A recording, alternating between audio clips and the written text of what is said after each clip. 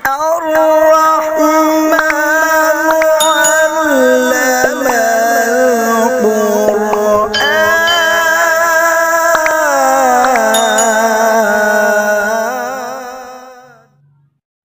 بسم الله الرحمن الرحيم. عن المقداد بن الأسود رضي الله تعالى عنه قال قال رسول الله صلى الله تعالى عليه وسلم تدنى الشمس يوم القيامة من الخلق حتى تكون منهم كمقدار ميل. رواہ مسلم. نبی کریم صلی اللہ علیہ وسلم نے ارشاد فرمایا، قیامت کے دن سورج مخلوقات کے بہت نزدیک آ جائے گا، حتیٰ کہ ان سے 1 میل کے فاصلے پر ہوگا. پھر فرمایا فَيَكُونُ النَّاسُ عَلَى قَدْرِ أَعْمَالِهِمْ فِي الْعَرَقِ، اور لوگ اپنے اعمال کے مطابق پسینے میں ڈوبے ہوئے ہوں گے.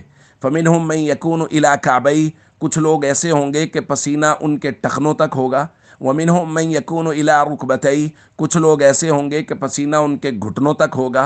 وَمِنْهُمْ مَنْ يَكُونُ إِلَى حَقْوَيْهِ، کچھ لوگ ایسے ہوں گے کہ پسینہ ان کے کولوں تک ہوگا. وَمِنْهُمْ مَنْ يُلْجِمُهُ الْعَرَقُ إِلْجَامًا، اور کچھ لوگ ایسے ہوں گے کہ پسینے نے ان کو لگام ڈال رکھی ہوگی. کیا مطلب؟ کہ پسینہ ان کے منہ تک پہنچا ہوا ہوگا. دوستو، یہ قیامت کے مناظر میں سے ایک منظر ہے، اور قیامت کی زندگی کو، قیامت کے احوال کو دنیاوی زندگی پر قطعاً قیاس نہیں کرنا چاہیے.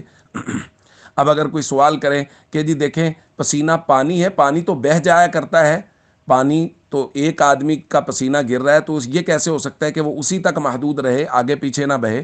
تو یاد رکھیے کہ ہر چیز کو سبب بنانے والی اور سبب میں اثر ڈالنے والی ذات بھی اللہ ہی کی ذات ہے. آگ میں یہ اثر اللہ نے رکھا ہے کہ وہ جلاتی ہے، اور اگر آگ سے اللہ اثر کھینچ لے تو وہ آگ نہیں جلاتی، جیسے ابراہیم علیہ السلام کو نہیں جلایا. اسی طرح بہت سارے کام ایسے ہوں گے کہ ہمیں اس کا سبب نظر نہیں آ رہا ہوگا، لیکن اللہ کے حکم کے مطابق وہ ہو رہا ہوگا. جیسے دنیا میں بطور سبب اگر کسی کو کسی باکس میں بند کر کے پانی ڈالا جائے، شیشے کا، گلاس کا باکس ہو، تو ہمیں نظر آتا ہے کہ پانی وہیں رہتا ہے، وہاں سے آگے پیچھے نہیں بہتا. اسی طرح قیامت میں ہر قیامت میں موجود شخص کا اپنا پسینہ اس کے اپنے ارد گرد رہے گا، گو کہ اس کا سبب ہمیں نظر نہیں آ رہا ہوگا، لیکن اللہ کے حکم سے وہ اس کے دائرہ کار سے باہر نہیں نکل سکے گا.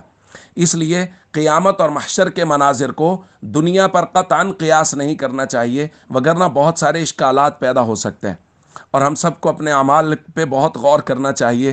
خدا نخواستہ ہم ان لوگوں میں نہ ہوں کہ جن کو پسینوں نے لگام ڈالی ہوئی ہو، اور ہمیں ایسے لوگوں میں نہ ہوں کہ جن پر اللہ کا غضب قیامت کے دن نازل ہو.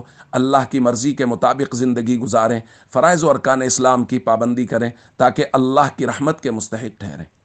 السلام علیکم ورحمۃ اللہ وبرکاتہ.